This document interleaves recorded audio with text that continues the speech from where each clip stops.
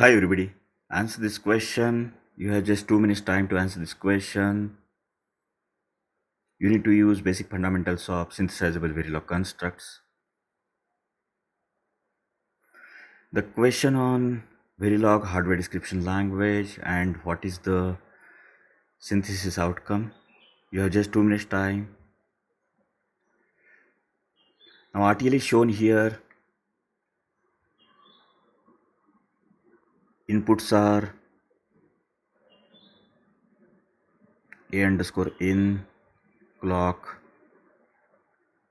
Output is Y underscore out.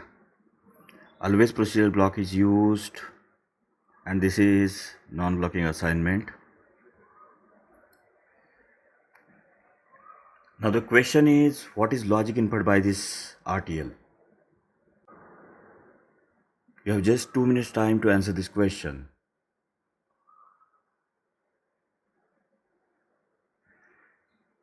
So what you need to do is that you need to use understanding of the synthesizable Verilog constructs and the operators if they are used.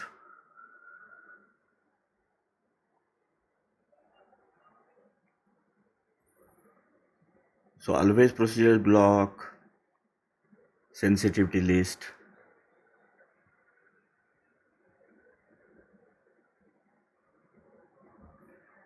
within begin end, number of assignments, they are executed sequentially.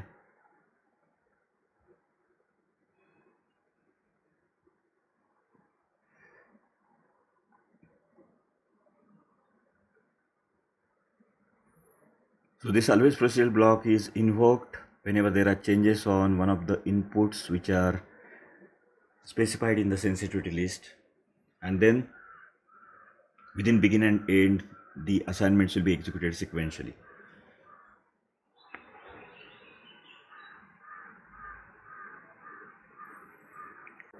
Now what synthesis tool will do is that it will identify number of inputs and number of outputs.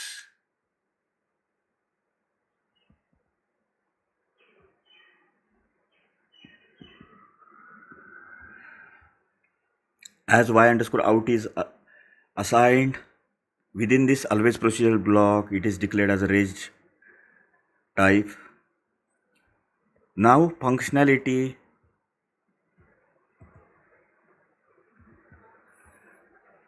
is coded by using always procedural block. This always procedural block is sensitive to the clock.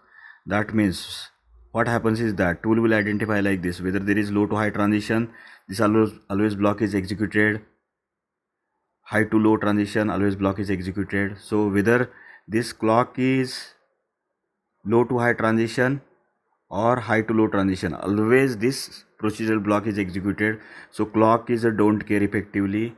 So there is potential typo in this RTL, and then it will go for this NBA assignment. Y underscore out is equal to A underscore in. So Y underscore out is equal to A underscore in. It may insert few buffers here. So it is basically just a wire where clock is unconnected. So if intention of designer is to infer the D flip-flop, then at that time it is inferring the just wire between Y underscore out and A underscore in. Clock is unconnected.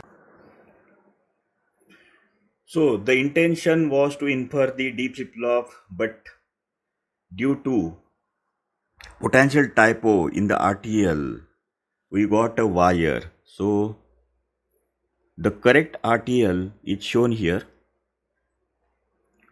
Here inputs and outputs.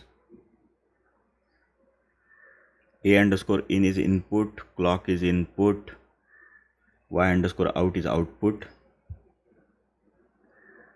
Always block is invoked on low to high transition of this clock. That means this is rising is triggered, that is low to high transition triggered. So this block is invoked for low to high transition of this clock. It will execute this non-blocking assignment. Single assignment is there, no need of begin and end. Then Y underscore out is equal to A underscore in. Y underscore out is equal to A underscore in. So it infers a D flip-flop. So whenever you try to code the RTL for sequential logic, then at that time try to understand whether your block is sensitive to rising edge of the clock or falling edge of the clock. Then depending on that, use the pause edge of the clock or neg edge of the clock and the desired reset strategies.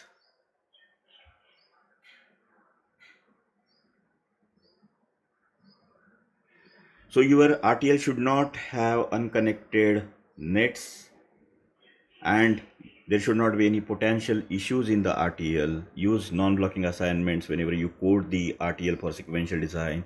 Use blocking assignment whenever you code the RTL for combinational design. So I'll stop here. Thank you very much. All the very best.